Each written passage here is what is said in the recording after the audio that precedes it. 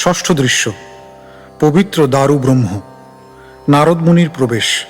নারদমুনি: ধন্য ধরিত্রী, হে ভূমি দেবী, আজ আপনাকে ভারী ঝলমলে আর অন্তরের মাঝে তৃপ্ত বলে মনে হচ্ছে, কারণ শ্রী জগন্নাথ প্রভু সমুদ্রের মহাতরঙ্গের উপর ভাসতে ভাসতে এসে পৌঁছেছেন আপনারই প্রেম প্রীতিময় পরিচর্যার ভরসায়। আপনাকে শ্রীহরি তার জননী রূপে মনোনীত করেছেন অন্য সকল গ্রহলোকের দেবদেবীদের প্রার্থনা উপেক্ষা করেই। ইন্দ্রদ্যুম্নকে আমরণ অনশন ব্রত গ্রহণ করতে দেখে শ্রী জগন্নাথ প্রভু স্বপ্নে তার কাছে দর্শন দিয়ে আশ্বস্ত করেন যে তার আবির্ভাবের লগ্ন হয়েছে আসন্ন। পরমেশ্বর ভগবান রাজাকে বাঙ্কি মুহানে যেতে বলেন। সেখানেই শ্রী জগন্নাথ প্রভু এক বিশাল দারু ব্রহ্মরূপী বৃক্ষ কাণ্ডের মতো সমুদ্রে ভেসে আসবেন। ওই শোনা যাচ্ছে দামামার ধ্বনি, আর জনতার কোলাহল যেন সমুদ্রের গর্জনকেও ছাপিয়ে উঠছে। হে ধরিত্রী মাতা, বাঙ্কি মুহানের এই বালুকাময় উপকূল চির প্রসিদ্ধ হয়ে থাকবে, যেখানে শ্রী জগন্নাথ দেব তার দীর্ঘ সমুদ্র যাত্রার পরে প্রথম বিশ্রাম নিচ্ছেন। দেখা যাচ্ছে ওই তো পড়ে আছে সেই আশ্চর্য দারু ব্রহ্ম, শ্রী বিষ্ণুর 4টি লক্ষণে চিহ্নিত, যা থেকে শ্রী জগন্নাথ দেবের সপ্রকটিত রূপ শীঘ্রই হবে প্রকাশিত। তাকে একটি বার দর্শন করলেই সবচেয়ে বড় পাপী তাপিও মুক্তি লাভ করবে। এক বিশাল জনসমুদ্র সামনে আর পিছনে দুলছে। সমুদ্র তরঙ্গের মতোই তাদের হাতগুলি চেষ্টা করে চলেছে বালির রাশি থেকে দারু ব্রহ্মটিকে মুক্ত করার জন্য। তবে দারু ব্রহ্মটি তো সাধারণ গাছের গুড়ি নয় যে সাধারণ পদ্ধতিতে তাকে নাড়ানো যাবে কিংবা মামুলি যন্ত্রপাতির সাহায্যে সেটি খোদাই করা যাবে। এই বেচারীদের সব প্রচেষ্টাই তাতে ব্যর্থ হয়ে যাবে। আমি ঠিক সময় এসে পড়েছি যাতে ইন্দ্রদ্যুম্নের হয়ে আমি এর একটা মীমাংসা করে দিতে পারি। নারদ মুনির প্রস্থান। রাজা ইন্দ্রদ্যুম্ন এবং গলমাধবের প্রবেশ। গলমাধব: অহমিকার একটা ধনুকে লাগানো কতকগুলো ভোঁতা তীরের ভনভনানির মতোই আমার কথাগুলি অর্থহীন হয়ে গেল। শত শত যেসব লোকের শক্তি আগে কখনোই প্রতিরোধ করা যায়নি, এখন তারা পরাস্ত হয়ে গেল। ওদের পেশি সব ফুলে উঠেছে, ওদের পরিশ্রমের ঘামে দেহ চকচক করছে।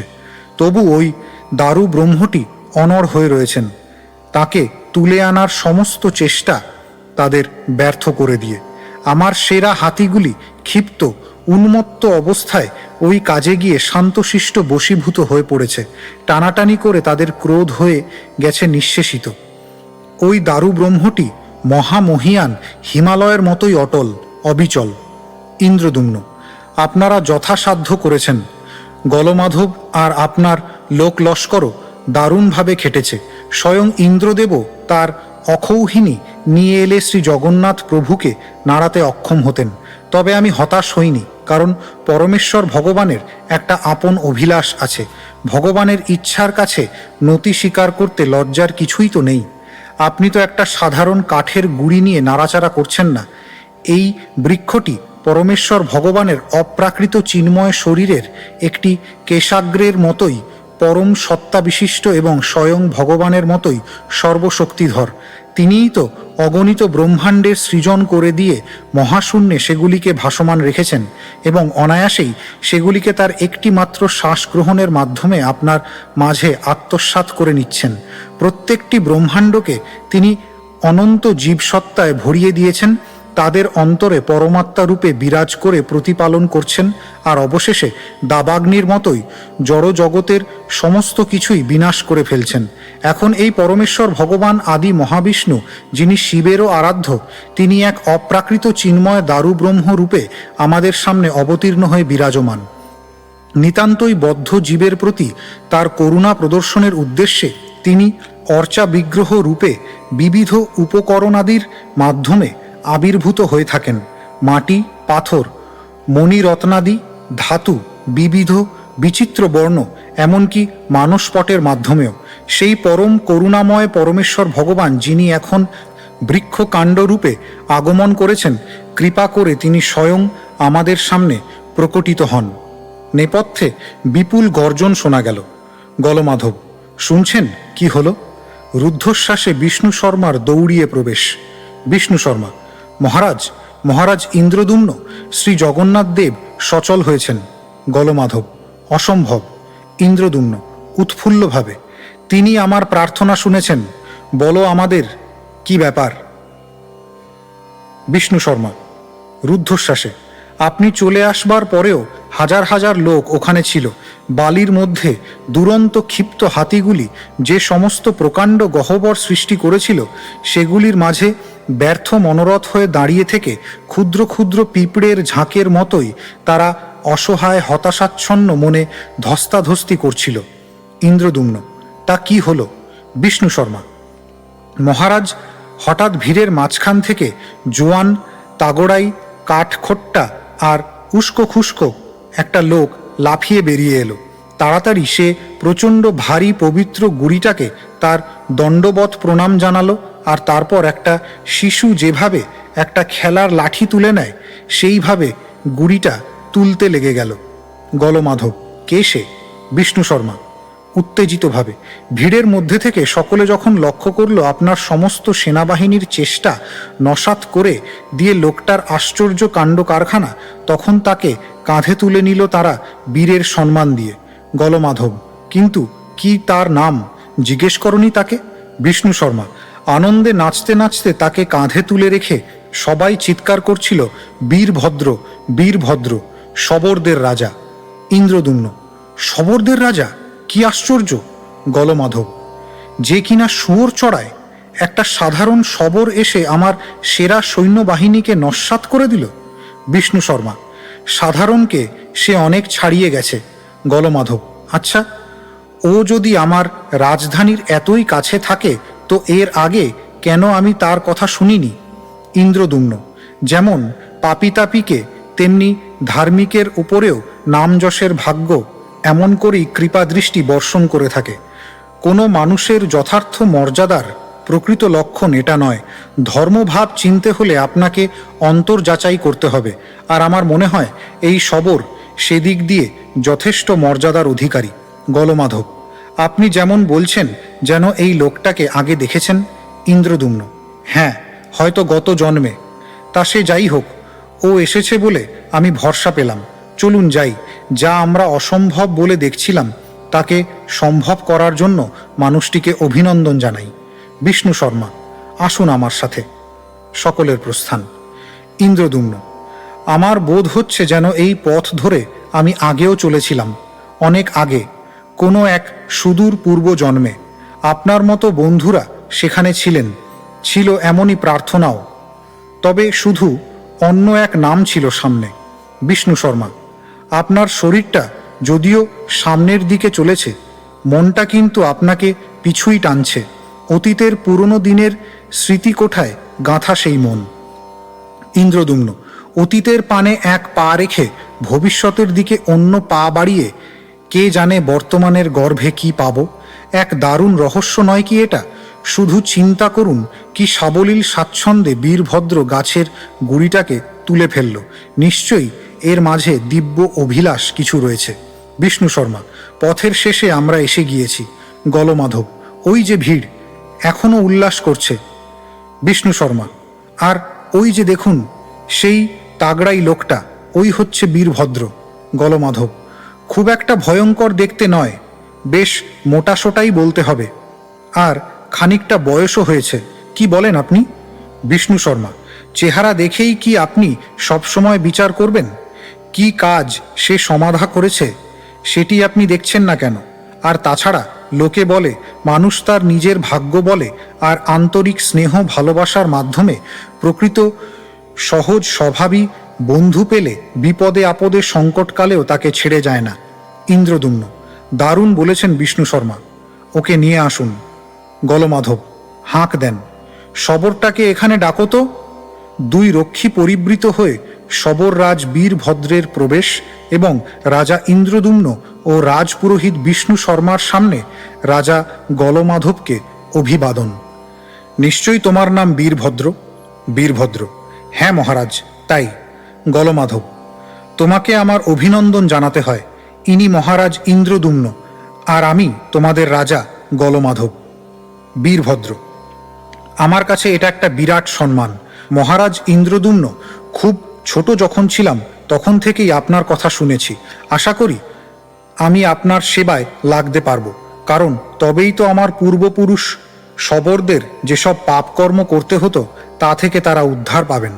বিষ্ণু শর্মা: তাই তো সকল শ্রেণীর মানুষের মধ্যেই ইন্দ্রদ্যুম্ন নামটি মহিমামণ্ডিত হয়ে আছে। ইন্দ্রদ্যুম্ন: বলো বীরভদ্র, শবরদের যখন স্বভাবটাই হলো শুয়োর পোষা আর নোংরা অভ্যাস নিয়ে চলা, তাহলে পবিত্র দারু ব্রহ্মে তোমার আগ্রহ জাগলো কেমন করে? আর কিসের প্রেরণায় তুমি এগিয়ে এলে তাকে তুলে আনার জন্য? কিছু বলতে বীরভদ্রের দ্বিধা। বিষ্ণু শর্মা: মহারাজের কথার জবাব দিতে ভয় পেও না। বীরভদ্র ধীরে ধীরে: সে কথা বোঝানো কঠিন। সর্বক্ষণ আমার বাড়ির সবাই শ্রীবিষ্ণুর চরণে প্রার্থনা জানাতো। যখন শুনলাম দারু ব্রহ্মের দর্শন মিলেছে, তখন আমিও তার দর্শন পেতে চাইলাম। তখন আমি এসে হঠাৎ উপলব্ধি করলাম যেন শ্রীবিষ্ণু স্বয়ং আমাকে এগিয়ে যেতে ডাকছেন এবং তাকে তুলে আনতে বলছেন। গলমাধব: আমি মনে করতাম শবরেরা বুঝি ভূত প্রেতেরই পূজা করে। বিষ্ণু শর্মা: আপনাকে আমি তো বলেছিলাম ও সাধারণ কোনো শবর নয়। ইন্দ্রদ্যুম্ন: কপুরুষ ধরে তোমার বাড়ির সকলে শ্রীবিষ্ণুর আরাধনা করছে? বীরভদ্র: আমি যতদিন দেখছি ততদিনই। ইন্দ্রদ্যুম্ন: আর তারা কি সবসময় এই গাঁয়েই থাকতো? বীরভদ্র: না, আগে আমাদের বাড়ির সকলে বাস করত নীলাদ্রির জঙ্গলে। মহারাজ, আপনাকে একটি প্রশ্ন করতে পারি? লোকে বলে বিশ্বা বসু নামে আমার পূর্বপুরুষদের মধ্যে একজন। ইন্দ্রদ্যুম্ন ছুটে গিয়ে বীরভদ্রকে আলিঙ্গন করে: আহা বীরভদ্র! রাজা গলমাধবের সাথে বীরভদ্র নিজেও ইন্দ্রদ্যুম্নকে নিরস্ত করতে উদ্যোগী। বীরভদ্র: প্রভু, কৃপা করে আমাকে স্পর্শ করবেন না, আমি যে অসুচি, অস্পৃশ্য। গলমাধব: এই শবর, রাজার কাছ থেকে তফাৎ যাও। ইন্দ্রদ্যুম্ন বীরভদ্রের হাত ধরে: বীরভদ্র, আমি হলাম অবন্তীর রাজা ইন্দ্রদ্যুম্ন। বিশ্বা বসু ছিল আমার নিজের ভাইয়ের চেয়েও প্রিয়জন। গলমাধব প্রতিবাদ করে: কিন্তু ও তো বিধর্মী। বিষ্ণু শর্মা তাকে নিরস্ত করে: থামুন গলমাধব, আপনি ভুল করছেন। ভক্তির নামে ওরকম কোনো বিধিনিষেধ খাটে না। ইন্দ্রদ্যুম্ন আত্মসংবরণ করে: বিশ্বা বসুর কথা মনে পড়তে আমি ক্ষণকালের জন্য আত্মবিস্মৃত হয়েছিলাম। দেখো শ্রী জগন্নাথ দেবের কি করুণা! বিশ্বা বসুর অবর্তমানে ভগবান পাঠিয়েছেন তোমাকে অন্য সকলের দিকে। একা এই শবরের সাথে আমি নিরিবিলিতে কথা বলতে চাই। যখন কেউ পুরনো দিনের পারিবারিক সম্পর্কের কাউকে খুঁজে পায়, তখন কিছুটা নিবিড় সান্নিধ্য পেলে সহজেই তাদের মধ্যে অন্তরঙ্গতা আবার ফিরে আসে। গলমাধব, বিষ্ণু শর্মা এবং দুই রক্ষীর প্রস্থান। বীরভদ্রকে: তোমাকে দেখে বিশ্বা বসুকে বেশ মনে পড়ে যায়, তবে মনে হয় তুমি অতটা প্রাণবন্ত মানুষ নও। এমনি সময়ে দিন ও রাত্রের সন্ধিক্ষণে গধূলি বেলায় আমার মনের মধ্যে কত রঙিন ভাব প্রতিফলিত হতে থাকে। অস্তাচলের হলুদ রঙের সূর্যটি বনানীর ওপরে তার বিদায়ক্ষণের ক্ষীণ আভাসটুকু ছড়িয়ে দিচ্ছে।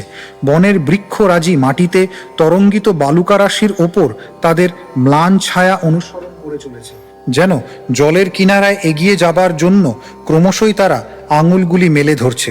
সূর্যের তাপ তখনও বেশ রয়েছে, সাদা বালির মধ্যে দগ্ধ হয়ে, যেন সারা দিনের জ্বর জ্বালা ভোগান্তির পরে অবসাদগ্রস্ত স্মৃতি বয়ে চলেছে। কিন্তু সন্ধ্যার আগমনের সাথে একটা স্নিগ্ধতা অনুভব করো। জলের উপর দিয়ে আলতোভাবে ছুঁয়ে গিয়ে বাতাস বইছে জলের মৃদু আভাস নিয়ে, যেন অস্তমিত সূর্যের সোনালি কিরণে আনতে চাইছে সুমধুর স্নিগ্ধ শীতলতা। কি আকুল আকাঙ্ক্ষা করেছি শ্রী জগন্নাথ দেবের আবির্ভাবের জন্য, তবু তার আবির্ভাবের পরেও আমার সেই আকুলতার তীব্রতা জেগে রয়েছে। কিন্তু তোমার সান্নিধ্য পেয়ে যে কি স্নিগ্ধ স্বস্তি পেলাম, যেন রাত্রি এসে দিনের ক্লান্তির জর্জরতা লাঘব করে দিল। ইন্দ্রদ্যুম্ন বসলেন, কিন্তু বীরভদ্র সসম্ভ্রমে দাঁড়িয়েই থাকল। বীরভদ্র: আমরা সমপর্যায়ে বসবো, সেটা উচিত হবে না। ইন্দ্রদ্যুম্ন: বীরভদ্র, এইসব মামুলি মান সম্ভ্রম রেখে দাও। তোমার পিতৃপুরুষ বিশ্বাবসু আমাকে কঠোর বাক্যে তিরস্কারও করেছিল, তবু তার মহান সান্নিধ্য হারিয়ে আমি দুঃখ পাচ্ছি। তবুও বীরভদ্রকে দ্বিধাগ্রস্ত দেখে ইন্দ্রদ্যুম্ন তাকে তার পাশে টেনে নিয়ে বসিয়ে দিয়ে বললেন, বসো। আমার জানতে আগ্রহ হচ্ছে কেন পরমেশ্বর জগন্নাথ দেব তাকে তুলে আনবার জন্য তোমাকে বেছে নিলেন। বীরভদ্র: আমরা হলাম শবর, আমাদের তো ওইসব গায়গতরের কাজেই সবাই ডাকে। ইন্দ্রদ্যুম্ন: অমন বিনয়ের আড়ালে তোমার ভক্তিভাব লুকিয়ে রেখো না। হয় পৃথিবীর সমস্ত সৈন্যবাহিনীর শক্তি রাশিকেও অতিক্রম করেছে তোমার বাহুবল, আর না হয় তোমার ভক্তি বিশ্বাসে শ্রী জগন্নাথ দেব বাতাসের চেয়েও হালকা হয়ে গেছেন। এটা তো ঠিক যে স্নেহময় পিতা তার ছোট্ট শিশু সন্তানটিকে যেভাবে অনায়াসে কোলে তুলে নিয়ে যান, ঠিক সেইভাবেই সমগ্র বিশ্ব ব্রহ্মাণ্ডের অধিপতি পরমেশ্বর ভগবান তাকে বহন করে নিয়ে আসার অধিকার তোমাকেই দিয়েছেন। আশীর্বাদ করো বীরভদ্র, আমাকে তোমার বিশ্বাস শক্তির একটিমাত্র বিন্দু ভিক্ষা দিয়ে। বীরভদ্র: আমি তো শুয়োর চড়াই, রাজাদের আশীর্বাদ করবার ক্ষমতা আমার তো নেই। ইন্দ্রদ্যুম্ন: তাহলে তোমার সাহায্য আগিয়ে দিয়ে আমাকে কৃতার্থ করো, যেন পরমেশ্বর ভগবান এখন যেখানে রয়েছেন সেখান থেকে তাকে নিয়ে আসতে পারি। তাকে তো গুন্ডিচায় নিয়ে যেতেই হবে এবং তাকে খোদাই করে রূপ দিতে হবে। যেখানে আমি প্রথমে সহস্র অশ্বমেধ যজ্ঞ করেছিলাম, সেখানে আবরণ দেওয়া একটি মঞ্চ গড়ে তুলতেই হবে। তোমার সাহায্য নিয়ে আমরা ওই অপ্রাকৃত দারু ব্রহ্মটিকে সোনার রথে ওপরে তুলে মহাসমারোহে শোভাযাত্রা করে সংকীর্তনের মধ্যে দিয়ে গুন্ডিচাতে নিয়ে যাব উৎফুল্লভাবে। কত না মধুর হবে সেই লগ্ন। হে ভাগ্যলক্ষ্মী, চিরকালের বিশ্বস্ততার মিথ্যা আশ্বাসে প্রলুব্ধ করে নারীর মতোই প্রণয়ের অভিনয় করাই তোমার স্বভাব। তবে দিন এসেছে, এবার তোমার ওই চঞ্চলা প্রবৃত্তি বর্জন করে এখানে চিরদিনের মতো অধিষ্ঠিতা হও গর্ব ভরে। যে কঠিন দুঃসহ দুঃখ দুর্দশা আমি সয়েছি, অন্য কেউ তা সহ্য করে টিকে থাকতে পারত কি? শেষ পর্যন্ত আমি চরম মুহূর্তটিতে এসে পৌঁছে গিয়েছি, আর কিছুতেই আমি ভগবানের সান্নিধ্য লাভের পথে বাধা পাব না। এসো আমরা গলমাধব আর অন্য সকলের কাছে যাই। এইসব কথা বলতে বলতে তাদের অজান্তে নারদ মুনি মঞ্চে আবির্ভূত হলেন এবং তাদের প্রস্থান করতে দেখলেন। নারদ মুনি: ভালো, ওদের দেখা সাক্ষাৎ হয়ে গেছে। এইভাবেই তো পরমেশ্বর ভগবান সকলের অন্তর্যামী রূপে হৃদয়ের মাঝে অধিষ্ঠিত থেকে প্রত্যেকের বাসনা জেনে নিয়ে সকলেরই গতিবিধি নিয়ন্ত্রণ করে থাকেন। একটি খরস্রোতা নদীর মতোই এই জড়জাগতিক লীলা সব কিছুকেই তার ঘটনা প্রবাহের মাঝে ভাসিয়ে নিয়ে চলে যায়। হালকা খড়কুটোর মতো জীব মাত্রই অসহায়ভাবে নিয়তির আঘাত সইতে সইতে নিমেষের জন্য কখনো বা একসাথে মেলে, তার পরেই দেখতে দেখতে আবার বিক্ষিপ্ত বিচ্ছিন্ন হয়ে পড়ে। তাহলেও এখানে যেসব মহাত্মারা মিলিত হয়েছেন, তাদের শেষ পর্যন্ত মহামিলনের পথে কালস্রোতের কোনো বাধা বিপত্তিই টিকবে না এবং মৃত্যুর ভ্রুকুটিকেও তারা পরোয়া করেন না। তাদের আলাপ, তাদের পরিকল্পনা, তাদের কার্যকলাপ চিরকাল চলতে থাকবে, কারণ তাদের জীবনের গতিপথে মহাকালের কোনো অধিকার নেই। এরা হলেন বৈষ্ণবজন, ভগবান শ্রীহরির ভক্তিপ্রাণ নিত্যদাস। কালস্রোত তাদের ভাসিয়ে নিয়ে যেতে পারবে না। এখনই আমাকে ব্রহ্মলোকে ফিরে যেতেই হবে এবং ভগবানের আবির্ভাবের সময় থেকে যা কিছু ঘটে গেছে আমার পিতৃদেবতাকে তার সব কিছুই জানাতে হবে। নারদ মুনির প্রস্থান, ষষ্ঠ দৃশ্যের যবনিকা।